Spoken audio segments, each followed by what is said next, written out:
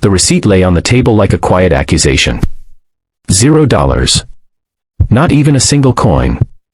Just a blank space where hope usually lived.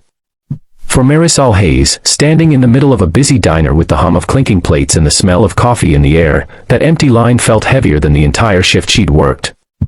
She took a slow breath, steadying herself, because this wasn't just about money, it was about another reminder that life rarely showed mercy to people already stretched thin. Before we go deeper into Marisol's story, if you believe in kindness, second chances, and the quiet power of doing the right thing, please take a moment to like this video, comment, share it with someone who needs hope today, and subscribe to Kindness Corner. And tell us in the comments, where are you watching from? Marisol was 27, a single mother doing her best to hold together a life that felt permanently one bill away from collapse. She worked double shifts at a classic roadside diner just outside Cedar Ridge, a town that lived somewhere between forgotten and overlooked. Her mornings began before sunrise, packing snacks and coloring books for her 4-year-old daughter, Ilara, who spent the day with a kind neighbor while Marisol poured coffee for strangers who rarely learned her name. She wore exhaustion like a second uniform, stitched invisibly into her apron.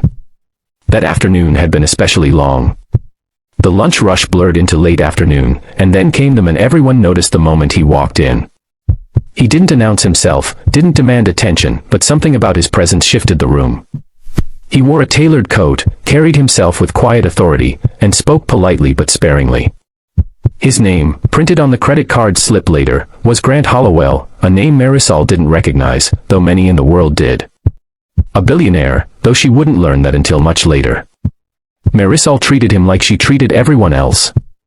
She refilled his coffee before he asked, brought his meal exactly as ordered, and checked in once more than usual because something about his distant gaze made her worry he might need something. He nodded, thanked her softly, and ate in silence. When he finished, he placed his utensils neatly together, slid out of the booth, and left without another word. When Marisol returned to clear the table, she saw the receipt. Total paid. Tip, $0.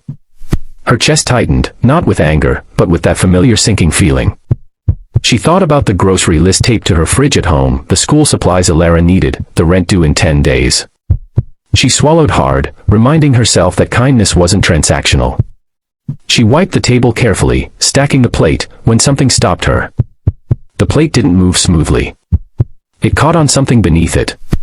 Marisol lifted it again, slower this time, and saw a folded piece of paper tucked under the edge.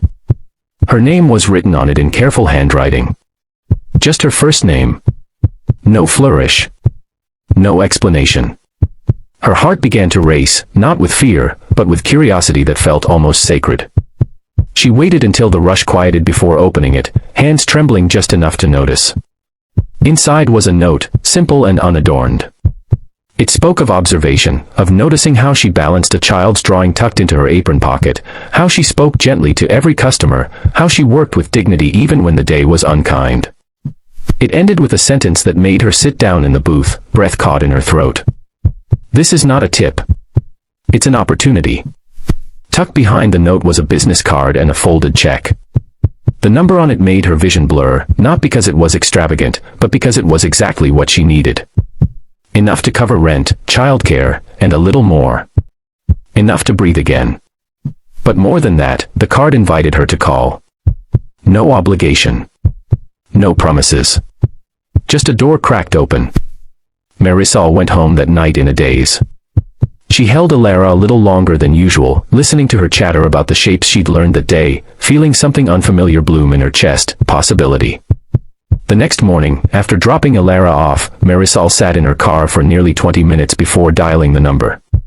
When someone answered, they didn't rush her. They listened. Weeks passed. Then months.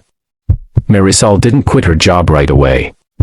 She learned that Grant Hollowell ran a foundation focused on small-town businesses and overlooked talent.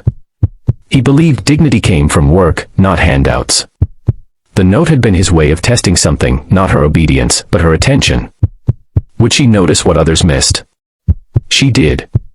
Through mentorship, training, and resources she never imagined having access to, Marisol discovered she had a knack for organization and leadership.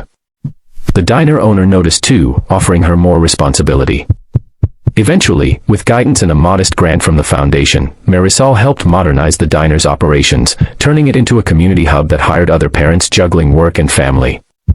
Years later, Marisol stood in the same diner, now brighter, busier, and filled with laughter. Ilara sat at the counter doing homework, safe and confident. Grant visited once a year, always sitting in the same booth, always leaving no tip, just a note. Each one reminded Marisol that the world doesn't always change loudly.